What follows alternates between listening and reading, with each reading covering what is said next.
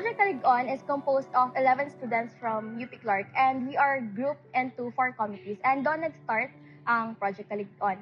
As a group, we want a name that will signify what characteristics we want to portray. That is why we chose the word Kalig-On, which means determination, toughness, strength. And we chose Munting Tahanan ng Nazareth in Mabalacat City as our beneficiary dahil right from the start, upon discussing which beneficiary ang pipiliin namin, we want something na magsisignify dun sa word na Kalig-On. And ang unang naisip namin is yung mga nag-shelter, yung mga people with special needs. And ang number 1 choice talaga namin is yung Munti. We want as a group na maalis yung discrimination na incapable lang ang mga taong with special needs na to, that they are also capable in their own way. Dental mission ang gusto namin gawin for this project dahil upon our site visitations here in Munti, napag-alaman namin na since 2020, isa pa lang ang naging dental mission. And we see the importance of oral health. And thankfully, thank you kay Dr. Leonardo Ninagizon for helping our cause. At yun, matugunan natin ang pangangailangan ng mga residente ng Munting Tahanan ng Nazareth in Mabalacat.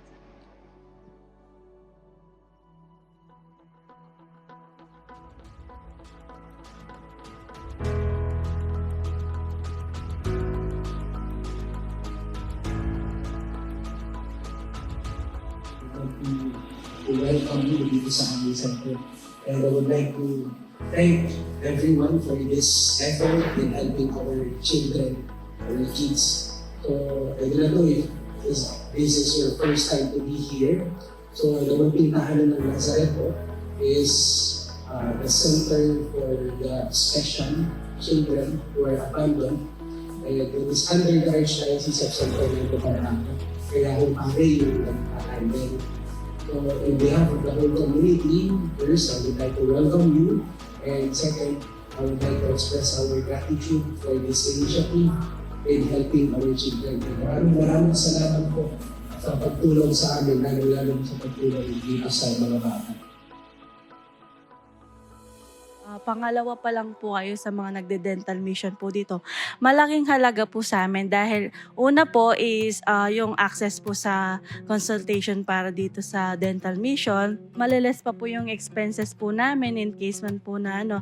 And yun po, at least ma-check po yung mga health po ng mga bata, yung mga teeth. And yun po, based po din po sa ano is kayo din po ata yung magtuturo or yung proper oral hygiene, ganun po.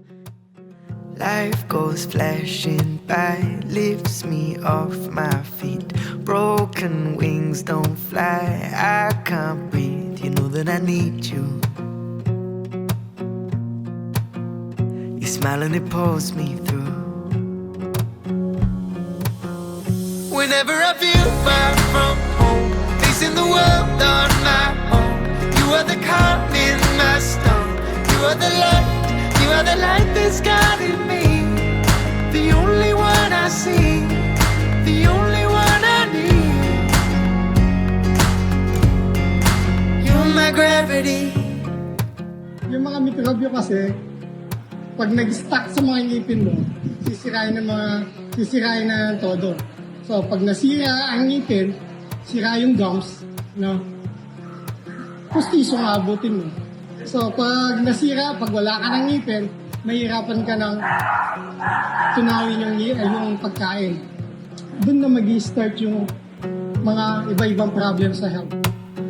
Waves come crashing in, I can't find my feet. There you are behind, holding me. You know that I need you.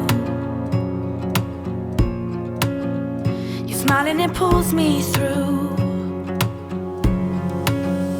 Whenever I feel far from home, facing the world on my own, you are the calm in my storm.